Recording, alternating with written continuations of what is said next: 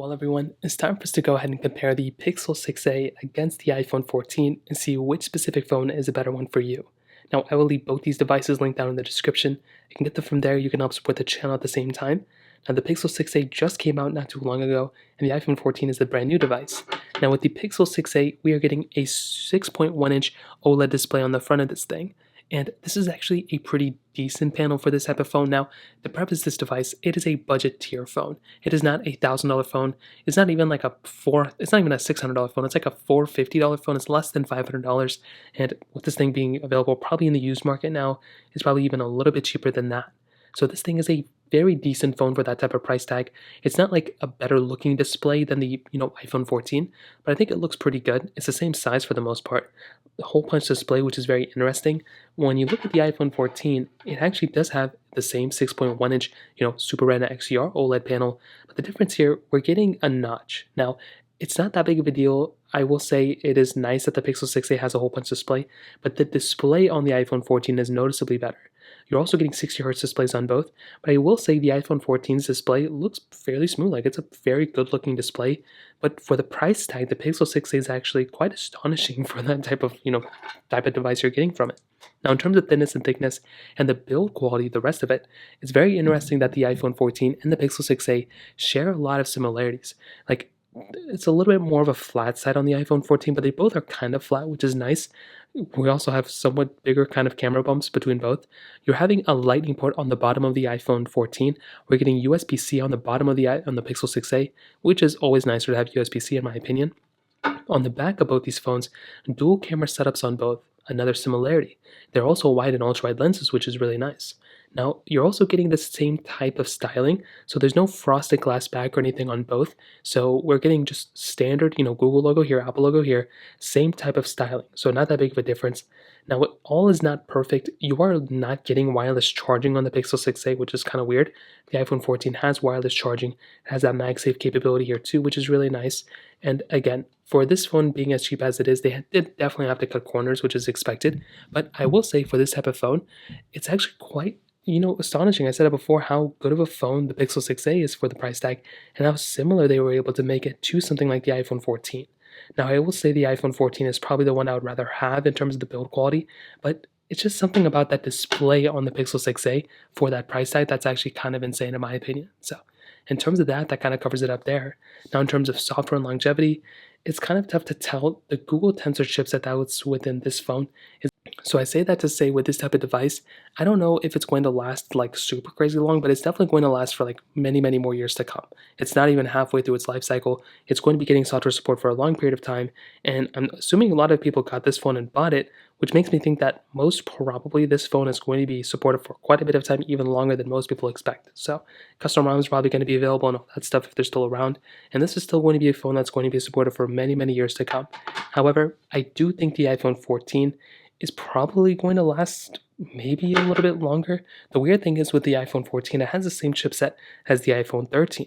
So the reason why that's important is because if you're getting the iPhone 14, well, it has a year-old chipset inside of it too, just like the Pixel 6a. So it's kind of interesting. I don't know what they're going to do here, but I would probably tell you that both these phones are going to be lasting for many more years to come. If anything, the 14 may end up outlasting it, but just by a little bit, maybe like a year or two. It's not going to be like many years like you would expect. So that kind of covers it up there too. Now let's go and do a speed comparison between these two devices. The iPhone 14 has that Apple A15 Bionic chip inside of it with 6GB of RAM, where the Pixel 6a has that Google Tensor chipset inside of it as well. So let's go and see which one's the faster one between both. Okay, there we go. Let's go and clear the apps in the background, which they're already cleared out. So let's get into it. Phone calls 3, 2, 1. Okay, I think it was faster on the iPhone 14. App Store 3, 2, 1. Okay, I think it was probably faster overall on the iPhone, on the Pixel 6a. And one thing I want to show you is the smoothness factor when scrolling through. Even though these are at 60 Hz, you are getting a smoother experience on something like the iPhone 14 than on the Pixel 6a. So that's probably one thing to keep in mind. It's not like a crazy big deal, but it is one of those things to kind of remember. Camera 3, 2, 1. Okay, I think the iPhone 14 was faster. Clicking into a photo, and let's open up that photo. Kind of the same speed, but definitely again smoother on the iPhone 14. Let's go and load up some other games now. Let's do Genshin Impact 3, 2, 1. Now this is a pretty big game. I've already played it. I don't even know what just happened. I think there was like a sound or something. But I played this game on both these phones, so there really wasn't like that crazy big of a difference in terms of the gameplay. But you can definitely tell when it comes down to the actual playing of both these, or just this, app opening. The Pixel 6a was definitely quite a bit behind than something like the iPhone 14. Not a big deal, but it is one of those things to keep in mind. Snake first block, 3, 2, 1.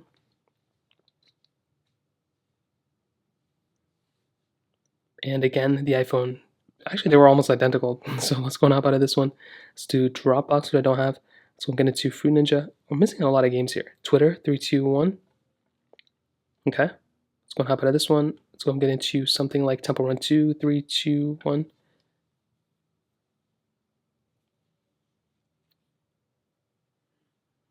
And they both had that downloading contact thing in the bottom, so totally okay. And you can see when it comes down to the actual loading of it, very, very identical. Really not that big of a difference here. Hopping out of this one, let's go and get into Snapchat, 3, 2, 1. Okay, about the same thing. Let's go and get into Facebook, 3, 2, 1. And the iPhone 14 was faster. I think we're kind of seeing something interesting here with the Netflix. Let's see, I don't even have it here. Thank you. I also do not have, but I've tested these phones thoroughly for the last few weeks and months and years. And, from every counterpart, from the Pixels to the iPhones, they've done a really good job at kind of narrowing the gap. I will probably tell you that when it comes down to both, there's not really going to be one that's going to be consistently like the craziest winner of all time. But I do think when it comes down to both, you're getting a very smooth performing phone on the iPhone 14, but you're still getting a very fast phone for the price tag on the Pixel 6a. So I would definitely tell you the smoother one with the speed is the 14, but the speed is still there on the Tensor chipset on the Pixel 6a. It's just a little bit of a less smooth device overall. So I'll probably do a full so I'll probably do a full speed comparison at some point, and I'll do a full camera comparison at some point too. But in this case, they both have dual camera setups on the back, which is very, very interesting. Now we have 4K capability in the back of both, but we have 4K at 60 on the back of the iPhone 14, which is really nice, and we have 4K at 60 on the front of the iPhone 14, which is really nice as well. We only have 1080p on the front of the Pixel 6a, which is kind of unfortunate. Now with the Pixel 6a, I will say for the price tag of this phone, it's not a bad camera. Like, it's really not that bad. It could be definitely better, I think, but for its price tag, it was a jump up, I would say, from the Pixel 5a, which is really nice. Now with this camera, like I said, you have camera mode, you have portrait mode, you have night sight, you have standard video mode as well. You can always drop down this little thing at the top and go and kind of configure this. So you can go up to 4K, and you can even do 4K at 60 on the back of this phone, which is really nice. But like I said, with the front camera, you can only do 1080p, which is totally fine as well for this type of price range. But having 4K at 60 is really cool, and doing 1080p at 30 and all that other stuff is really nice as well. You have standard modes at the bottom too here. So definitely not a bad phone by any means, definitely not a bad camera phone. But with something like the iPhone 14, I definitely do like the styling and the way this camera is over the Pixel 6a. Personally, I think the iPhone 14's camera is really good. I just don't think it's a jump up that much from the iPhone 13, to be honest. Now this one's standard photo mode, standard video mode. You have cinematic mode, which is really cool. You have a new stabilization mode called action mode, which allows you to kind of stabilize your videos if you're, running in your video or something. So that's another really nice touch. Same portrait mode as before, panorama mode as well. So you're still getting a very quality lens. It's a still very good camera on this iPhone 14.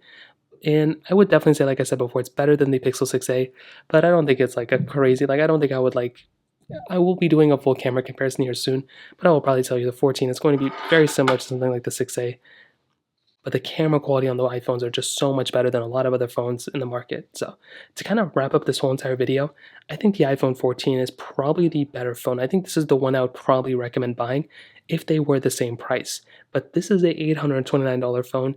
The Pixel 6a does not cost that much. It costs hundreds of dollars cheaper than that. And I'm more surprised with the Pixel 6a.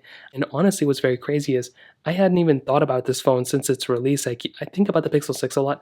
I didn't really think about this phone, and every time I pick it up, I'm surprised of how good of a job Google did with it. Now, it's not perfect. The display on the iPhone 14 is better. The battery life was actually better on my 6a that I actually did a battery comparison test on, and I was getting better battery life in the Pixel 6a, better camera on the iPhone 14, smoother experience on the iPhone 14 as well. But for the price tag, you're getting a kind of similar phone. I would say it's probably like 85% of what the iPhone 14 is. And in some ways, it's better. I mean, you can download things like Skyline Emulator and your own APK files and all that other stuff. So I'll be curious to see what happens in the future, but that's kind of how both these phones compare. If you have any other thoughts or questions, let me know in the comment section below. hit the like button, that would mean so much, but definitely hit that subscribe button. More importantly than everything else, I love every single one of you guys. Hopefully I'll catch you guys in the next video.